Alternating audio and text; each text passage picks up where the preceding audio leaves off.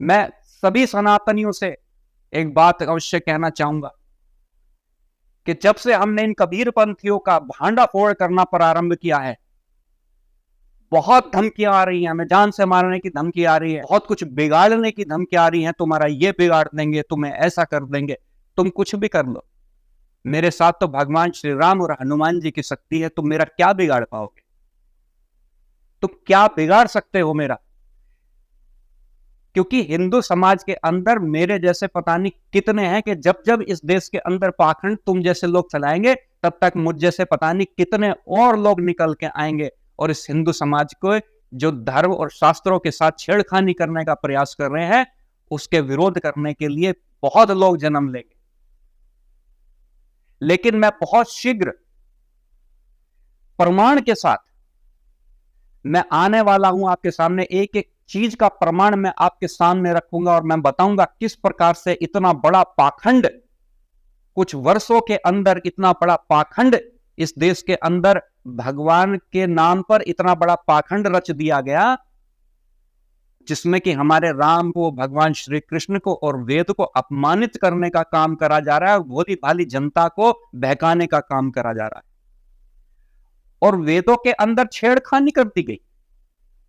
बहुत शीघ्र अब जब हम अगली बार आपके सामने आएंगे तो मैं शास्त्र लेकर आपके सामने आऊंगा और कहां कहां इसने छेड़खानी करी है, कहां कहां इसने एक मुसलमान जुलाहे को भगवान बनाने का प्रयास करा है, वो सब आपके सामने मैं लेकर आऊंगा। और मेरा उस भोली भाली जनता से भी अपील है कि इन प्रमाणों को स्वीकार करना।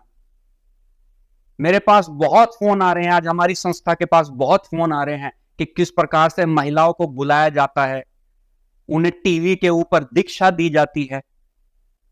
पहली बात तो दीक्षा कभी भी टीवी के ऊपर और हजारों आदमियों को बैठा के दीक्षा नहीं दी जाती। दीक्षा देने से पहले शिष्य को पहले समझा जाता है, ऐसे ही नहीं बांट दी जाती गुरु दीक्षा कि कोई भी आदमी आ गया उसको दीक्षा ऐसे ही दे दी, गिफ्ट की तरह दीक्षा दे दी।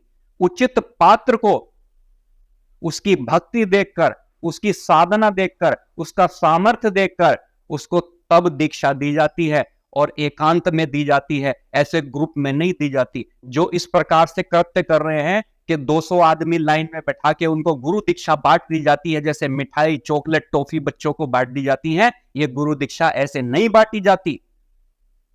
गुरु दीक्षा का एक विधान है, गुरु दीक्षा एक व्यवस्था के अंदर दी जाती है और सबको नहीं दी जाती, उचित पात्र को गुरु दीक्षा दी जाती है। इस प्रकार का भांडाफोड़ शीघ्र मेरे साथ विद्वानों की एक बहुत बड़ी टीम जो हमारे साथ काम कर रही है, और विद्वानों की सहायता ली जाएगी इसके अंदर, और बहुत शीघ्र आपके सामने प्रमाण सहित मैं सिद्ध करूंगा कि संत रामपाल कितना बड़ा पाखंड इस देश के अंदर कर रहा है। अब भी कहता हूं कि आप लोगों के अंदर भी बुद्धि है, बुद्धि का प्रयोग कीजिए। और ये जो कबीर शब्द आया है ना, ये हिंदू सनातनी शब्द नहीं है, ये फारसी का शब्द है। बहुत सारी बातें हैं आपके सामने लेकर आएंगे, शीघ्र लेकर आएंगे, आपको स्वीकार करना पड़ेगा।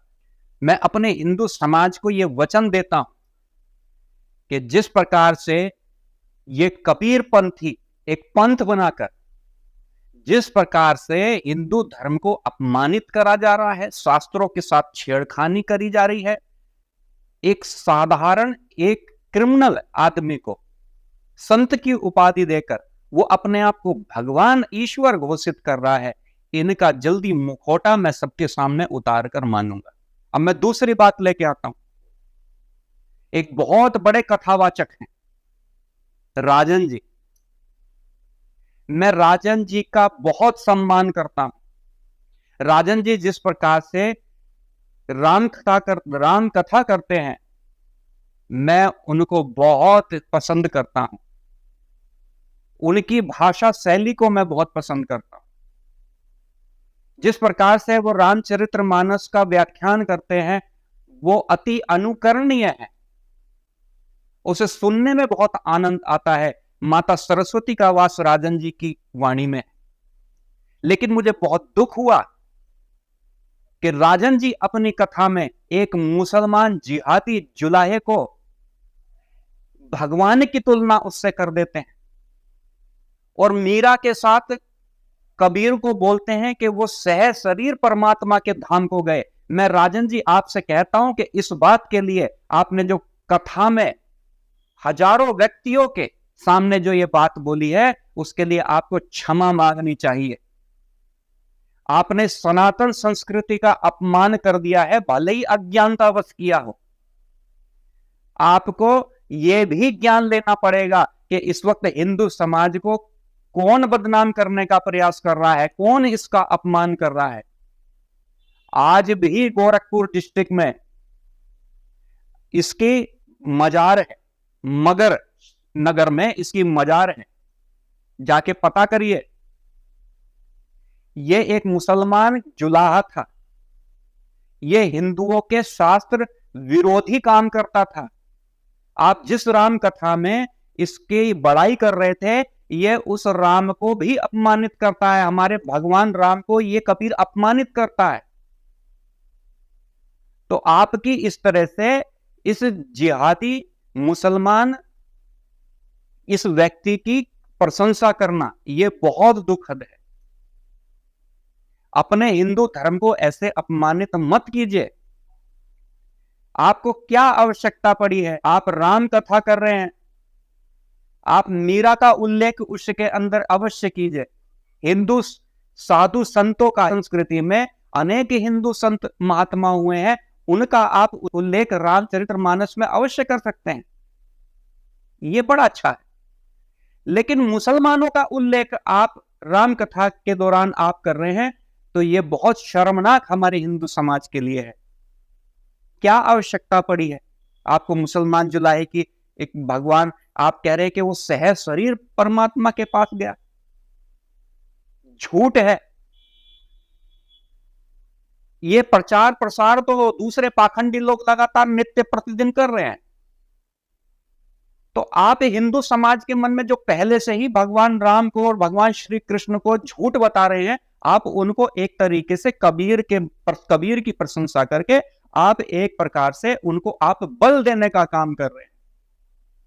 और जब भी हम कोई गलत काम करते हैं, धर्म विरोधी काम करते हैं, तो हमें उसके लिए क्षमा याचना अवश्य करनी चाहिए। इसलिए आप हिंदू समाज के सामने आप जब भी राम कथा करें, आपको क्षमा सार्वजनिक तौर पर मांगनी चाहिए।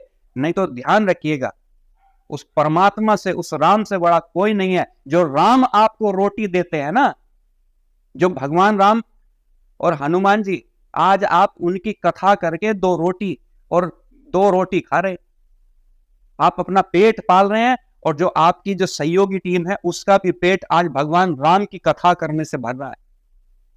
तो ध्यान रखिएगा, अगर आपने सार्वजनिक तौर पर माफी नहीं मांगते हैं, तो इसका भी पाप आपको अवश्य लगेगा।